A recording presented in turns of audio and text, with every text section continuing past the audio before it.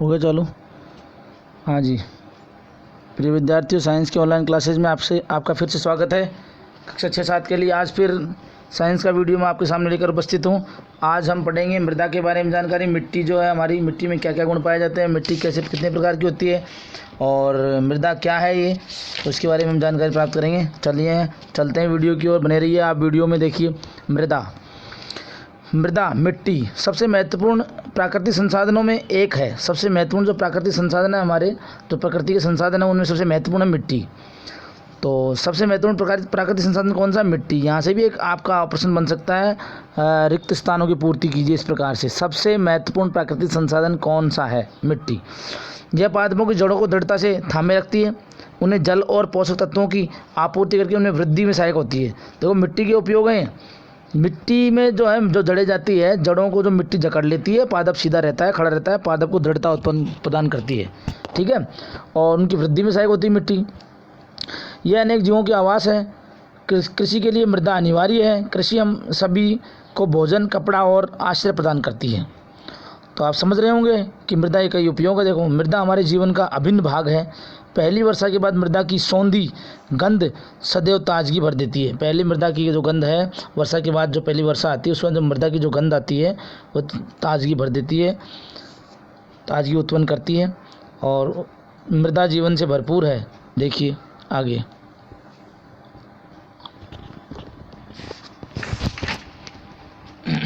देखिए विद्यार्थी, मृदा परिच्छेदिका प्रोफाइल। मृदा अनेक परतों की बनी होती है। यह जानने के लिए कि परतें किस प्रकार से अवस्थित होती है, आप निम्नलिखित क्रियाकलाप करना है आपको। क्रियाकलाप 9.2 आपको दिया हुआ है। यहाँ पर देखिए, थोड़ी सी मृदा लीजिए, ढेलों को अपने हाथ से तोड़कर उसका चूर्ण बना लीजिए। मृदा के ढेले लेने हैं आपको और उसको क्या है, चूर्ण बना लें उनका। अब 3/4 जल से भरा कांच का एक गिलास लीजिए, उसमें मुट्ठी भर मृदा डाल दीजिए, मिला दीजिए। इसे किसी छड़ के माध्यम से अच्छी तरह हिलाइए जिससे मृदा पानी में मिल जाए। अब इसे कुछ देर के लिए ऐसे ही रहने दीजिए। कुछ समय पश्चात गिलास के पानी को देखिए और निम्नलिखित प्रश्नों के उत्तर दीजिए। क्या आपको कांच के गिलास में विभिन्न आमाप के कई परतें दिखाई देती है? बिल्कुल दिखाई देती है, ठीक है विद्यार्थियों, दिखाई देती है। देखिए आप गिलास को देख लीजिए, अंडरलाइन कर समझिए। नीचे आपके सबसे मोटी परतें बजरी के रूप में मिलेगी, उसके ऊपर बालू मिलेगी, बालू के ऊपर मृत्तिका मिलेगी, उसके ऊपर फिर जल मिलेगा, जल के ऊपर जो तैरते हुए जो पदार्थ मिलेंगे, जैसे पत्ते वगैरह हैं, हल्के जो पदार्थ हैं, हल्के जो पदार्थ आपके जो हैं, लकड़ियाँ वगैरह है, ये ह्यूमस का कार्य करते हैं। तो देखिए, मृदा में उपस्थित गले सड़े जैव पदार्थ ह्यूमस कहलाते हैं। ये भी इंपॉर्टेंट ध्यान रखना। मृदा में जो गले सड़े उपस्थित जो जैव पदार्थ है वो ह्यूमस कहलाते हैं। ह्यूमस जो मृदा की उर्वरा क्षमता को बढ़ाते हैं। और आप शायद जानते होंगे कि पवन, जल और जलवायु की क्रिया से शैलों यानी चट्टानों के टूटने पर मृदा का निर्माण होता है। तो मृदा का निर्माण किस प्रकार होता है, यहाँ से प्रश्न बनता है, आपका अंडरलाइन कर लीजिए। यहाँ से आप, मृदा का निर्माण होता है पवन, जल और जलवायु की क्रिया में शैलों चट्टानों के टूटने से मृदा का निर्माण होता है। यह प्रक्रम अपक्ष कहलाता है। तो अपक्ष प्रक्रम कहलाता है ये, ठीक है, जिसे हम क्षय नहीं कर सकते हैं, समाप्त नहीं कर सकते हैं। किसी मृदा की प्रकृति उन शैलों पर निर्भर करती है, उसका निर्माण हुआ है, और यह उनकी वनस्पति और किस्मों पर निर्भर करती है जो उसमें उगते हैं। आगे आ जाइए। देखो, मृदा की विभिन्न परतों से गुजरती हुई ऊर्ध्वकाट मृदा परिच्छेदिका कहलाती है। मृदा की विभिन्न परतों से गुजरती हुई ऊर्ध्वकाट मृदा परिच्छेदिका कहलाती है। प्रत्येक परत स्पर्श, रंग, गहराई, रासायनिक संगठन में भिन्न होती है। ये परतें संस्तर स्थितियाँ कहलाती है। देखिए चित्र में आपको दिया हुआ है, यहाँ पे आधार शैल, नीचे पत्थर वगैरह हैं, फिर सी शैल संतर स्थिति है, फिर बी संतर स्थिति है, फिर ए संतर स्थिति है। ऊपर जो मिट्टी बनती है, उपजाऊ मिट्टी होती है, वहाँ पर पौधे उगाए जाते हैं उसके अंदर। और ये लगभग आपकी 5 से 6 सेंटीमीटर के आसपास जो मिट्टी होती है उसमें हुमस की मात्रा अधिक पाई जाती है। हम सामान्यतः मृदा सबसे ऊपरी भाग में परत को देखते हैं, इसके नीचे वाली परतों को नहीं देखते हैं। हम हाल ही में खोदी गई खाई के पार्श्व भाग को देखें तो मृदा की भीतरी परतें भी दिखाई देती है। जब हम मिट्टी को खोदते हैं तो आप देखते हैं तो मिट्टी में कभी मिट्टी कड़क आ जाती है, कभी नरम आ जाती है, कभी कंकर आ जाते हैं, कभी क्या आ जाते हैं। तो मिट्टी की परतें होती है वो वास्तव में, जो हमें नीचे की दिखाई नहीं देती हैं, हमें केवल ऊपर की परतें दिखाई देती हैं।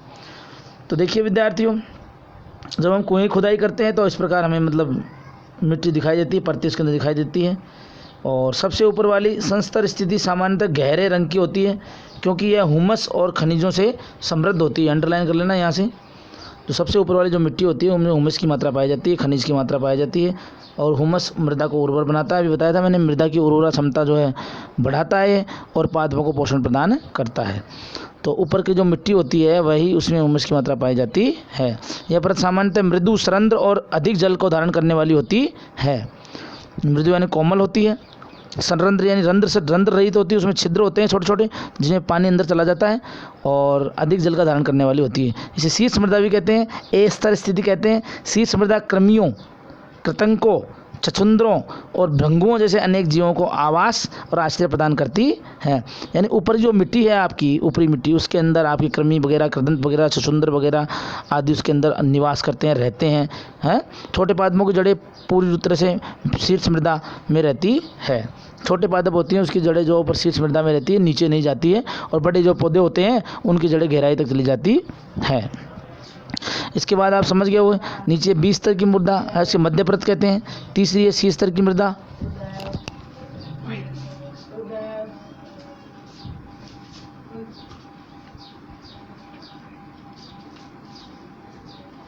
देखिए 30 स्तर की मृदा है आपके बाद में, 20 स्तर की मृदा मध्य में आती है, फिर 30 स्तर की मृदा है।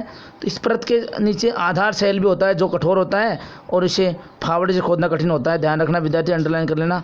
नीचे की जो मिट्टी होती है वो आधार शैल होती है, वहाँ पत्थर कंकर वगैरह पाए जाते हैं, इसे खोदना बहुत अधिक कठिन होता है। वहाँ पर पानी की मात्रा मिलती है आपको, वहाँ पर पानी के सुरंग होते हैं, पानी के सुराख होते हैं छोटे छोटे। जब हम कुएँ खोदते हैं तो नीचे कंकर निकलते हैं, कंकर पत्थर निकल जाते हैं, इसका मतलब समझ जाना, वहाँ पानी की मात्रा मिलेगी आपको जरूर। तो मृदा के प्रकार, अब देखो मृदा के प्रकार में चलते हैं। जैसा कि आप जानते हैं कि शैलों के अपक्ष से विभिन्न पदार्थों के छोटे छोटे कण निर्मित होते हैं। इनमें बालू और चिकनी मिट्टी सम्मिलित है। किसी मृदा में बालू और चिकनी मिट्टी का अनुपात उस मूल शैल पर निर्भर करता है जिससे उसके कण बने होते हैं। शैल कणों और हुमस का मिश्रण मृदा कहलाता है। तो अंडरलाइन कर लेना यहाँ से आप, शैल कणों और हुमस का मिश्रण मृदा कहलाता है। जीवाणु जैसे बैक्टीरिया, पादप मूल और केंचुआ जैसे जीव जो मृदा के महत्वपूर्ण अंग होते हैं। केंचुआ मनुष्य का जो है मित्र भी होता है, पहले भी पूर्व में ज्ञात है, पढ़ चुके हैं। केंचुआ जो है मिट्टी को पोला बनाता है, मिट्टी को मृदु बनाता है, और जो है मनुष्य का मित्र है, किसान का मित्र है। तो यहाँ पे अंडरलाइन कर लेना आप, 3-4 लाइनें इंपॉर्टेंट है। मृदा को उसमें पाए जाने वाले विभिन्न अमाप जैसे कणों के अनुपात के आधार पर वर्गीकृत किया गया है। यदि मृदा के बड़े कणों का अनुपात अधिक होता है तो वह बलुई मृदा पाई जाती है। यानी बड़े बड़े कण मिलेंगे तो वह बलुई मृदा पाई जाएगी, तो उसमें धारण क्षमता पानी की ज़्यादा मिलेगी। यदि बारीक कणों का अनुपात अपेक्षाकृत अधिक है तो वह मृण्मय मृदा कहलाती है। यदि मृदा में बारीक कण अधिक उपस्थित हैं तो वह मृण्मय मृदा कहलाती है, मृण्मय मृदा है ना। यदि बड़े बड़े कणों और छोटे छोटे कणों की मात्रा लगभग समान होती है, आगे चलिए देखो, तो वह मृदा दुमट मृदा कहलाती है। अतः मृदा का वर्गीकरण बलुई, दुमटी और मृण्मय के रूप में किया जाता है। तो मृदा के प्रकार है बलुई मिट्टी, दुमटी मिट्टी और मृण्मय मृदा। मृदा के कणों का माप के कारण गुणों पर बहुत अधिक महत्वपूर्ण प्रभाव पड़ता है। बालू के कण अपेक्षाकृत बड़े होते हैं, ध्यान रखना, बालू के कण बड़े होते हैं क्योंकि उसमें पानी आसानी से, पानी डालते ही पानी अंदर चला जाता है तुरंत, मतलब 5 सेकंड के अंदर ही पानी नज़र नहीं आएगा आपको।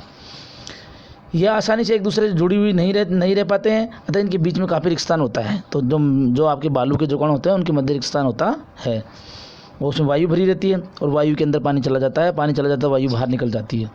तो देखिए विद्यार्थियों, बालू के कणों के बीच में स्थान अंडरलाइन कर लेना, या बालू के कणों के बीच में स्थानों में से जल की निकासी तेज़ गति से हो जाती है। अभी बताया था मैंने आपको, जल तेज़ गति से अंदर चला जाता है। तो बलुई मृदा हल्की, सुआतित और शुष्क होती है। मृत्तिका चिकनी मिट्टी जो होती है, जो उसके कण सूक्ष्म होते हैं, ध्यान रखना, चिकनी मिट्टी के सूक्ष्म कण होते हैं और इसके कण आपस में जुड़े हुए रहते हैं और इनके कणों के मध्य स्थान भी बहुत कम होता है और ये पानी की धारण क्षमता भी कम रखते हैं। तो इस प्रकार आप देख लेंगे, आगे भी दिया हुआ है देखो, दुमटी मिट्टी, बालू और चिकनी मिट्टी और गाद नामक अन्य प्रकार की मृदा कणों का मिश्रण होती है। अब यहाँ पे क्रियाकलाप आपको दे रखा है नीचे देखो, बलुई मिट्टी, मृण्मय मिट्टी, दुमटी मिट्टी, नमूने लिए गए सब मिट्टियों के अलग अलग प्रकार के। इनमें जल डाल के देखा गया है पानी की मात्रा कहाँ कहाँ अधिक पाई जाती है। तो सबसे बताया मैंने आपको धारण क्षमता, बलुई मिट्टी की धारण क्षमता अधिक होती है पानी के लिए, और जो चिकनी मिट्टी होती है आपकी उसके कण पास होते हैं और उसमें जल धारण क्षमता कम होती है, एक बार जल लेने के बाद दोबारा वह जल नहीं पीती है। ठीक है, तो आ जाइए मृदा के गुण के बारे में आ जाते हैं विद्यार्थी इधर। मृदा के जो गुण हैं, तो आपने मृदा की कुछ महत्वपूर्ण उपयोगी सूची बनाई है, बना लेना, आप देखना, इसमें पता लगाना मृदा के। और मृदा के अंत जल अंत श्रवण की दर, यानी मृदा जो जल को चूसती है, जल अंदर लेती है, उसकी श्रवण की दर देखो इस प्रकार दे रखी है कि बूझोर पहेली 2 प्रकार 50 × 50 सेंटीमीटर में आपके 2 वर्ग किए हैं उन्होंने। एक उनके घर के फर्श पर और दूसरा कच्ची सड़क पर बना हुआ था। दोनों अमाप की बोतलों में पानी से भर लिया है। एक ही समय में दोनों वर्ग स्थानों पर एक एक बोतल पानी डाल दिया गया है। उन्होंने देखा कि फर्श पर गिरा हुआ पानी वर्ग की सीमा से बाहर बह गया है, यानी फर्श पर जो पानी डाला गया था वो आप आराम से बह गया था, क्योंकि फर्श बना हुआ था, सीमेंटेड था, अवशोषित नहीं हुआ है पानी उसके अंदर, पानी उसके अंदर नहीं जाएगा। जबकि कच्ची जो सड़क है यहाँ पर डाला गया पानी अवशोषित पानी के अंदर, पानी ज़मीन के अंदर चला जाता है। क्या कारण है ये, ऐसा क्यों हो रहा है? तो इसके लिए आप समझ गए होंगे कि वो जो फर्श बना हुआ था उसके कण आपस में मिले हुए थे, जुड़े हुए थे, और उनके कणों के मध्य एक स्थान कम था, इसलिए पानी की धारण क्षमता नहीं हुई वहाँ पर। और कच्ची मिट्टी के अंदर जो कण दूर दूर थे और इसलिए पानी धारण क्षमता अधिक थी और पानी आसानी से अवशोषित हो गया या पानी अंदर ज़मीन में चला गया। तो क्रियाकलाप 2.9 भी दिया हुआ है आपको। इसमें ABC 3 प्रकार के यहाँ पर दल लिए गए हैं और किसी दिए गए पानी में तेज़ गति से मृदा को नीचे डाला गया है। आपने खोखले बेलन और तो पाइप की आवश्यकता होती है। यह सुनिश्चित कर लें कि प्रत्येक दल समान व्यास के पाइप का उपयोग करके ऐसे पाइप प्राप्त करने के लिए दिए गए कुछ सुझाव पर विचार करा हुआ है। यहाँ पर देखो, अब देखो यहाँ पर जल मिट्टी की श्रवण की दर जो है आपके विद्यार्थियों को, अब देखो मृदा में नमी भी होती है। ये जो आपने देखा था इधर, ये आपका एक सूत्र है यहाँ पे नीचे, अंतः श्रवण दर मिलीलीटर प्रति मिनट, यानी 1 मिनट में कितने मिलीलीटर दर पानी का अंदर अवशोषण कर लेगी वो, अंतः श्रवण यानी अंदर। तो जल की मात्रा कितनी है, पहले जल कितना लिया आपने वो देखना है, कितना जल लिया आपने, 100 ml लिया, 200 ml, 500 ml, 600 ml। उसके बाद में देखो नीचे दिया हुआ है, जैसे 200 ml जल लिया और 20 मिनट का टाइम दिया, तो इसका मतलब भाग देने पर हमारे पास 10 आता है। तो 10 ml प्रति मिनट, यानी वो मिट्टी है 1 मिनट में 10 ml जल का अंतःश्रवण कर रही है। इस प्रकार हम किसी भी मिट्टी के अंतःश्रवण की दर ज्ञात कर सकते हैं इस सूत्र के माध्यम से। नोट कर लेना, ये पॉइंट इंपॉर्टेंट फैक्ट है ये। अब देखिए आगे, मृदा में नमी। क्या आपने ग्रीष्मकाल में किसी गर्म दिन में दोपहर में किसी खेत व खुले मैदान में होकर गुजरे होंगे आप, जरूर जाते हैं हम। संभवतः आपने देखा कि ज़मीन के ऊपर की वायु कपन दीप्त हो रही है। ऐसा लगता है कि जैसे गर्म वायु जैसे ऊपर की ओर उठ रही है, जैसे आग के अलाव से उठती हुई है। ऐसा क्यों होता है? देखिए, एक क्वथनांक नली लीजिए, इसमें क्रियाकलाप दे रखा है, उसमें 2 चम्मच मिट्टी मिलाइए, इसमें कुछ समय तक किसी लो पर गर्म कीजिए और क्वथनांक नली का प्रेक्षण दीजिए। आइए हम देखते हैं गर्म करने पर क्या होता है। देखो यहाँ पर डायग्राम दिया हुआ, चित्र दे रखा है, नीचे चित्र को देखें आप, बर्नर लगा हुआ है, मृदा ली हुई है, मृदा को गर्म किया गया है और उसके बाद में यहाँ पर क्वथनांक नली ली गई है, जल की बूंदें ऊपर की ओर आ रही है। देखिए गर्म होने पर जमती है ठंडी होकर के। क्या आपको कहीं जल की बूंदें दिखाई देती है? यदि हाँ तो किस प्रकार? गर्म करने पर मृदा में से जल वाष्पित होकर ऊपर उठता है, यानी जैसे ही हम लोग गर्म करेंगे ना तो गर्मी के कारण जो मृदा में से जो जल है वो ऊपर उठने लग जाता है, जल की बूंदें ऊपर जाके संघनित होकर जम जाती है। तो इसका मतलब ये सिद्ध होता है इसके अंदर जल होता है, तो इसका मतलब मृदा में नमी पाई जाती है, मृदा में नमी है। ठीक है, तो मृदा में नमी है तो वो नमी गर्म करने से क्या होता है, वो नमी ऊपर की ओर उठ जाती है और गर्म होने पर वाष्पीकरण होता है पानी का।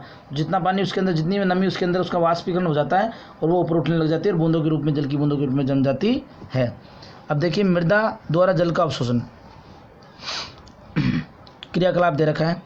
यह आपको प्लास्टिक की एक कीप ले करके देखो, कीप लीजिए, समाचार पत्र का एक कागज़ टुकड़ा लीजिए, फिल्टर पत्र जिसे हम कहते हैं फिल्टर पत्र, उसे लेकर मोड़कर 9.7 के अनुसार कीप लगा दीजिए। किसी मृदा के शुष्क पाउडर का 50 ग्राम तौल उसे कीप लगाकर फिल्टर में पत्र में डालिए। 50 ग्राम लेना है शुष्क पाउडर। किसी अमाप सिलेंडर में जल लेकर उसके माप नोट कर लीजिए। अब इस जल को बूंद बूंद करके कीप में रखी मृदा में से डालिए, यानी जल डालना है आपको। कीप में मिट्टी है, ठीक है, और मिट्टी में जल डालना है और ऊपर जल डाल रहे हैं, उसके ऊपर फिल्टर पत्र के ऊपर जल डाल रहे हैं। तो देखिए जल धीरे धीरे टपकता हुआ मिट्टी में से निकलता हुआ बीकर के अंदर इकट्ठा होता रहेगा। तो देखिए विद्यार्थियों आगे आ जाइए यहाँ चित्र की ओर। मृदा का जो भार है आपने लिया 50 ग्राम लिया। क्या लिया है? 50 ग्राम। नोट करना, समझना, इसको समझने का प्रयास करना, ईजी पॉइंट है ये। मापन जो सिलेंडर है में जल का आरंभिक आयतन था U, मान लिया ये U, और इसका अंतिम आयतन था, बाद में आयतन ज्ञात किया, वो V था। तो मृदा द्वारा अवशोषित जल का आयतन, यानी मृदा ने कितना जल अवशोषित किया, वो आपका प्रारंभिक आयतन माइनस अंतिम आयतन घटाने से उसका जो उत्तर आएगा, जो आंसर आएगा, वो आपका ml में अवशोषित जल हो जाएगा। तो मृदा द्वारा अवशोषित जल का द्रव्यमान आपका हो जाएगा V माइनस U ग्राम। तो यानी 1 ml जल का द्रव्यमान 1 ग्राम के बराबर होता है। 1 ml जल का जो द्रव्यमान होता है 1 ग्राम के बराबर होता है। तो अवशोषित जल का प्रतिशत ज्ञात करने के लिए आपको ध्यान रखना है, तो प्रारंभिक माइनस अंतिम बटे जल का मृदा का भार, जब मैं मृदा 50 लिए ना यहाँ पे तो 50 ग्राम कर लेंगे, 100 लिए तो 100 ग्राम कर लेंगे, तो इंटू 100, इससे हमारा प्रतिशत ज्ञात हो जाएगा अवशोषित जल का प्रतिशत। यानी मृदा ने कितना जल अवशोषित किया उसका प्रतिशत ज्ञात करने के लिए प्रारंभिक आयतन माइनस अंतिम आयतन बटे मृदा का भार इंटू 100। ठीक है विद्यार्थियों, अब देखो मृदा और फसलें आगे। भारत में विभिन्न क्षेत्रों में विभिन्न प्रकार की मृदा पाई जाती है, ध्यान रखना। भारत के क्षेत्रों में कहीं दोमट पाई जाती है, कहीं बलुई मृदा पाई जाती है, कहीं मृणमय मृदा पाई जाती है। अलग अलग क्षेत्रों में अलग अलग प्रकार की मृदा पाई जाती है। पहाड़ी क्षेत्रों में अलग मृदा पाई जाती है, कुछ क्षेत्रों में ऋण मृदा, कुछ में दुमटी मिट्टी पाई जाती है, कुछ क्षेत्रों में बलुई मिट्टी पाई जाती है। पवन, वर्षा, ताप, प्रकाश और आर्द्रता द्वारा मृदा प्रभावित होती है। तो मिट्टी का प्रभाव पड़ता है, पवन वायु का प्रभाव, वर्षा का प्रभाव पड़ता है, ताप का, प्रकाश का, और उसकी आर्द्रता या नमी का मृदा पर प्रभाव पड़ता है। ये कुछ प्रमुख जलवायु कारक हैं जो मृदा परिच्छेदिका को प्रभावित करते हैं। यानी मृदा को प्रभावित करने वाले कारक कौन कौन से हैं? पवन, वर्षा, ताप। प्रश्न भी बन सकता है कि मृदा को प्रभावित, अंडरलाइन कर लेना, मृदा को प्रभावित करने वाले कारक कौन से हैं? पवन, वर्षा, ताप, प्रकाश और आर्द्रता। मृदा संरचना में परिवर्तित करते हैं। जलवायु कारक व मृदा के घटक सम्मिलित रूप से किसी क्षेत्र विशेष में उगने वाली वनस्पति अथवा फसलों की किस्मों का निर्धारण करते हैं। यानी कि जैसे मान लो कोई कहीं मूंगफली ज़्यादा हो रही है, कहीं मक्का ज़्यादा हो रहा है, कहीं पे मूंग ज़्यादा हो रहे हैं, कहीं गेहूँ ज़्यादा हो रहा है। ये सब मिट्टी पे डिपेंड करता है, कैसी मिट्टी। चिकनी मिट्टी है तो कपास की मात्रा अधिक हो जाएगी, बलुई मिट्टी है तो थोड़ा सा मतलब मक्का वगैरह वहाँ पर ज़्यादा हो जाएगा। इस प्रकार अलग अलग क्षेत्रों में अलग अलग मिट्टी पाई जाती है और मिट्टी के अनुसार ही वहाँ फसलों का डिवाइडेशन हो जाता है। फसलें कैसी होगी, मिट्टी के अनुसार ही वहाँ फसलों का फसलें उगेगी ज़्यादा अधिक मात्रा में। देखो यहाँ पे दिया हुआ है, नीचे कुछ अंडरलाइन कर लें। मृणमय और दुमटी मिट्टी दोनों गेहूँ के लिए, चने के लिए, फसलों की खेती के लिए उपयुक्त होती है। ऐसी जल की धारण क्षमता अच्छी होती है। धान के लिए मृत्तिका व जैव पदार्थ में समृद्ध व अच्छी जल धारण क्षमता वाली मृदा आदर्श होती है। ठीक है, धान के लिए मतलब चावल के लिए पानी की आवश्यकता बहुत अधिक होती है और पानी भरने के बाद पानी उसमें अंदर नहीं जाना चाहिए ज़्यादा। तो इसका मतलब मिट्टी ऐसी होनी चाहिए जो जल की धारण क्षमता उसकी थोड़ी ठीक ठाक हो, मतलब ज़्यादा भी नहीं हो, पानी रहना चाहिए उसके अंदर। मसूर और अन्य दालों में दुमटी मिट्टी की आवश्यकता होती है, इसमें जल की निकासी आसानी से हो जाती है। तो इस प्रकार प्रत्येक भारत में जो प्रत्येक अलग अलग जिलों में, अलग अलग राज्यों में अलग अलग प्रकार की मिट्टी पाई जाती है और मिट्टी के अनुसार ही फसलों का निर्धारण किया जाता है, यहाँ कौन सी फसल अधिक मात्रा में होती है। ठीक है, कपास के लिए बलुई मिट्टी, दोमट मिट्टी, मृदा अधिक उपयुक्त होती है, जिसमें से जल की निकासी आसानी से हो जाती है और पर्याप्त मात्रा में परिमाण में वायु को धारण करती है, वायु भी उनको आसानी से मिल जाती है। गेहूँ जैसी फसल महीन नमनीय मृदा में पाई जाती है गेहूँ फसल, क्योंकि वह हुमस से समृद्ध और अत्यधिक उर्वरक होती है। हुमस की मात्रा अधिक पाई जाती है। आपने शिक्षकों और माता पिता से अपने क्षेत्र के किसानों से वहाँ की मृदा के प्रकारों की जानकारी कि फसलों के बारे में जानकारी एकत्रित कीजिए। यानी अपने जो बड़े हैं, अपने जो बुज़ुर्ग हैं, अपने जो दादाजी हैं, अपने जो नाना जी हैं, उनके पास बैठ करके आप 5 मिनट उनसे विचार कीजिए, उनसे ज्ञान लीजिए। आपको ज्ञान मिलेगा कि कौन सी मिट्टी में कौन सी फसल होती है, कौन सी मिट्टी में कौन सी फसल होती है, किस फसल को ज़्यादा पानी की आवश्यकता होती है, कौन सी फसल ऐसी जो कम पानी में हो जाती है। तो आपको वहाँ से भरपूर जानकारी प्राप्त होगी और आपका सहयोग प्राप्त होगा। ठीक है विद्यार्थियों, उम्मीद करता हूँ कि ये वीडियो आपको पसंद आ रहा होगा, समझ में आ रहा होगा। मृदा अपर्दन यहाँ पे दिया हुआ है। मृदा अपर्दन का मतलब होता है मृदा का हटना एक जगह से, मृदा एक स्थान से दूसरे स्थान पर चले जाना। उसके लिए पवन है और हमारी वर्षा है, वर्षा आएगी तो मृदा की परत चली जाएगी आगे से, पवन हवा भी उड़ा कर ले जाएगी। तो यहाँ से आप इसको नोट करके पढ़ लेना। तो मृदा का अपर्दन कहलाता है मृदा को हटना।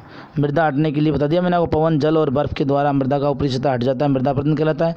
और पादपों की जड़ें मृदा को मजबूत बनाती है और पादपों की अनुपस्थिति में मृदा ढीली हो जाती है और यह पवन और जल के साथ बह जाती है। मृदा का अपर्दन मरुस्थल व बंजर भूमि जैसे स्थानों पर अधिक होता है।